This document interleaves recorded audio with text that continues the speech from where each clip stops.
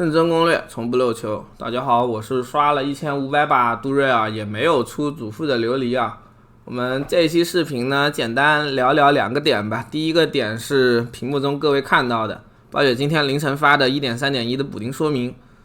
这个补丁内容其实不是很多，看上去很长，但是干货就一点点。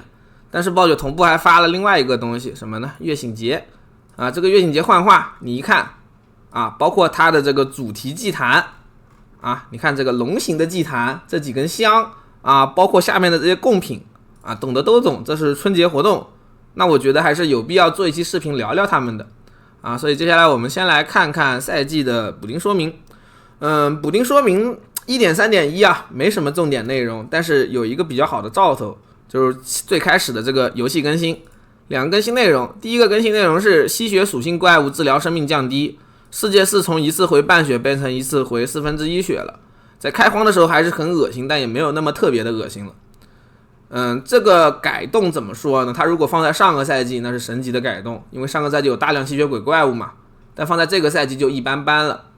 不过配合下面这个改动，有一个比较好的征兆，是什么呢？设计师这赛季重新调整了这个造子怪的属性，就造子怪的这个区域现在是6秒的持续时间了，然后就总而言之，它有一个不应期了，不会一直开着让你很难受了。另外一个呢，就是这个区域啊，会让我们在把怪物打至跪地的时候啊终结。就我之前一直在想，为什么我把怪控住了，怪物还是会放这个罩子？这个罩子难道是传说中的虚空罩子吗？不管你动不动它都一直会坚持的挡你的攻击。总之现在它调整了，你把它打晕了，它就不会放这个罩子了，这也比较合理。那这两个改动有什么比较好的征兆呢？就是可能现在的暴雪设计师会玩自己的游戏了。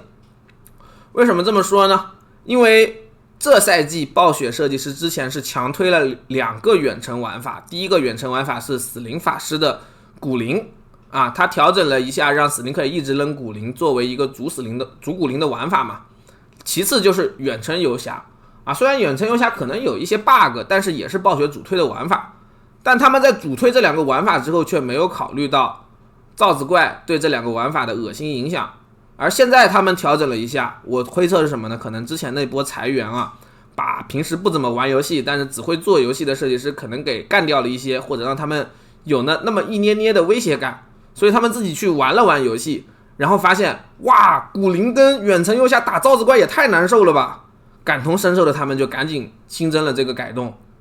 啊，不然就是我之前说为什么说他们可能不玩游戏呢？因为如果他们但凡玩游戏啊，就跟之前我们说的改动一样，这个东西它就应该在赛季第1天时装啊，不然你主推远程玩法，这个造子怪还是让远程玩法打不了1点啊，那你这叫主推远程玩法嘛，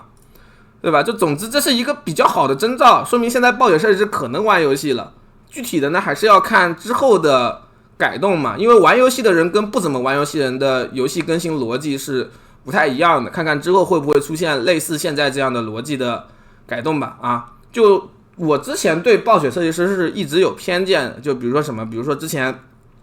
爱迪生说要给我介绍一个相亲对象啊，是什么类型的呢？是暴雪的前守望 PVE 的设计师，还做应该是使命召唤的关卡设计的吧。我听了一下我就婉拒了，为什么呢？因为我对在网上找的相亲对象有一个小小的要求，就是他要稍微玩点游戏啊，这样子我们之间能有点共同的话题聊一聊嘛，对吧？就是正常的在现实生活中，你做家族的相亲任务这种时候你是没法挑的，那在网上找的你可能要稍微挑一下。但是呢，我觉得他在暴雪，他做游戏设计师跟他玩游戏，可能正常情况下只有2点可以重合啊，这3点可能很难兼顾到一起去。但现在暴雪的暗黑4设计师这个制作组，他通过这个改动，让我感觉到了他们似乎是有在玩游戏的啊，这一点我还是很欣慰的，因为我实在不想再听骆驼叫了。总之接下来是第2个改动，小蜘蛛啊，这个机械仆从的伤害提升，但是我还是有点谨慎的，不太看好。为什么呢？因为小蜘蛛现在如果你试图用小蜘蛛打输出，你会发现几个比较尴尬的问题。第一个问题是锁敌，就是群怪的锁敌，小蜘蛛很多时候是不会去优先找精英怪打的，就比如说一只精英混杂的几只小怪，小蜘蛛有的时候会去殴打小怪，有的时候会去殴打精英，它是随机性的攻击形式。然后第2个是什么呢？就是它的近战攻击模组都有一些，我个人觉得都是有一些问题的啊，就包括我的野蛮人之前是带小蜘蛛60级在难度4打75级的怪，我发现这个小蜘蛛它能秒掉75级的小怪，那我能不能强化一下它，让它来打输出呢？然后我配了半天，浪费了1个小时，得出一个结论：小蜘蛛的 AI 就是智障啊！希望这一次的改动它能优化一下小蜘蛛这个人工智障。然后其次就是它的技能模组也不太行，就近战模组的话，各位试一下就知道了。远程模组呢，就是我自己实测下来是除了这个集火光束还有闪电，其他的远程模组都不太行啊，就包括这个传奇级别的暴风跟萤火虫这2个东西都有很高的伤害迟滞性，打起来反正就是怎么都不顺手。不知道这次改变之后暴雪能不能优化一下这些啊？然后其他的就没啥了。总之就是现在小蜘蛛你想拿它打输出，可不可以打呢？可以打，但是最好是拿它去打 BOSS 啊，你拿它去打木桩，或者是去打都瑞啊，甚至说去打一些赛季的 BOSS 都行。但你一旦进入群战的环节，小蜘蛛可能就没那么舒服了。然后小蜘蛛的改动说完，我们再往下翻，下面就是没那么重要的环节了，就是暴雪设计师嘛，觉得自己有做努力，他把自己所有的东西都做了个列表啊，这种感觉就像什么呢？就像我小学的时候，我要去交一篇暑假的作文，然后说了一下我暑假干了什么事情，然后我想了想啊，实在想不出什么东西了，我就早上的时候，我早上起来吃了一个鸡蛋，然后我去出门跟谁谁谁在哪个地方玩了多久，谁谁谁在哪个地方玩了多久，然后中午被我妈叫回来了，我们中午午饭是什么，吃完了之后我又睡觉了，睡了多少小时的午觉，然后想起来我要写作业，我去写作业，大概就是这种感觉吧。啊，这些重点内容里就一个东西是比较重要的，就是无形夜空之界。在原来如果你这赛季有玩电狼的话，你刷了这个稀有暗金，你会发现电狼的攻击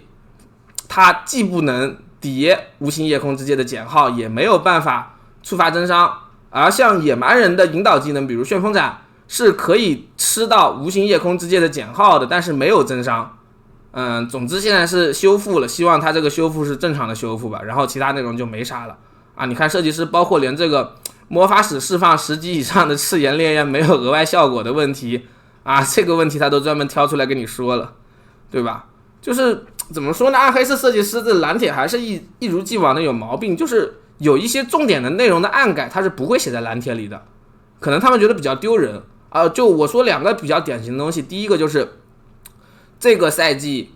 暴雪设计师对生命值的调整啊，他们砍了压制和生命值之间的增伤系数，但是呢又调整了生命百分比这个词条的算法，就导致野蛮人现在可以10万血了，然后野蛮人现在从生命吃到的压制啊，甚至比上个版本还要高，这其一。其二就是他们稍微调高了一点高层噩梦地下城的环境伤害还有怪物伤害啊，就尤其是这赛季的那些什么什么长老什么什么元老这种机械怪物，他们的伤害都非常高，我怀疑是陷阱伤害，因为我之前试着堆了远检跟近检，然后打他们的时候该掉多少血还是多少血。就总之这些暗改设计师是不会在蓝帖里说的，你得自己去测，这个也是暗黑4的老毛病了。那接下来呢就是月醒节活动了，这个活动我们简单点说，就是找祭坛点了之后吃 buff， 然后攒先祖恩惠，最后换奖励啊，是一个很简单的活动。这个活动的形式就是在开始之后2月7号凌晨2点开始吧，会在庇护之地的各种地方找到月之圣坛。月之圣坛长什么样呢？这边也显示了一个龙形态啊，就是一个很中国风的一个特色，包括它上香这些嘛，很有过年祭祖的这种感觉啊。然后你点了这个圣坛就会获得一些额外的增益，就这边暴雪之前是提到启动之后你获得50经验加成30移速等等各种的增益效果，然后同时还能得到先祖恩惠声望啊。先祖恩惠声望呢，你可以在凯巴杜这边找到一个叫音乐的首领啊，找到他这个 NPC 就能拿这个先祖恩惠的声望去兑换各种奖励了。然后月之圣坛是一个点，另外一个点呢，就是在活动期间啊，我们的噩梦地下城钥匙是有概率附加一个先祖恩惠的属性的。这个属性除了会让地城里只出现月之圣坛之外，还会呢在完成它的时候给我们10%的额外雕纹经验。老实说这个10%额外经验我个人是没啥感觉的，因为这赛季我已经1分多速刷100层密库了嘛，就是完全不打怪，只去开最后箱子的，然后升雕纹速度是很快的，所以我觉得这个是没什么必要的。但如果你的雕纹等级还不够的话，这是一个升雕纹的好机会。此外呢，我觉得更重要的就是这个地下城里只会出现月之圣坛，所以如果你不知道去哪里点圣坛搞恩惠，你可以去刷一刷这种钥匙，尤其是你组队啊，组队的话，你可以让队友给你开钥匙，然后进去点圣坛嘛，对吧？然后这个月之圣坛的效果，暴雪也给了一些，这边可以看到像什么炮轰圣坛、冲击波圣坛这些都会给了一个额外的奖励。我个人比较感兴趣的是贪婪圣坛，它会召唤一只盗宝哥布林，然后呢，你在造成多少次击杀之后，可以再召唤一只盗宝哥布林。我本来觉得这个思路还挺好玩的，后面想了想，暗黑4的哥布林的掉率真的好吗？然后我就觉得没啥感觉了。他要是召唤一只杜瑞尔给我打，我可能还会更有兴趣一点啊。就如果这个杜瑞尔能掉主副就最好了。然后最后就是一个跟月景节相关的悬赏任务嘛，就是让你可以既拿地狱点又获得先祖恩惠的，总之也是利好小号的活动。然后最后就是2个幻化的展示啊，我推测第一个这个幻化就是这个纹身马的这个下面的皮肤，还有这些武器应该是免费的，我们拿先祖恩惠可以换的幻化。然后其次就是下面这个就是整个人长的这样的这种幻化啊，就是很让人有购买欲的幻化，就可能是暴雪这边拿出来卖钱的幻化了。这种感觉呢，就正好春节也是到了嘛，这种感觉就好像暴雪原来啊10几年之前，暴雪对我们的态度是我是你爹啊，我要给你发压岁钱。那现在暴雪对我们的态度可能改了，现在你是我爹啊，所以呢，你的压岁钱应该发给我。你看我们这些幻化做的好不好看，给我们点钱吧啊，感觉可能是这样子的。所以呢，给不给暴雪这个儿子发压岁钱就是各位决定的事情了。我这边可能因为第3赛季的表现，暂时不打算发了。那么以上就是这期视频的全部内容了。我是凌晨4点胡言乱语的琉璃啊，我们下期视频再见吧。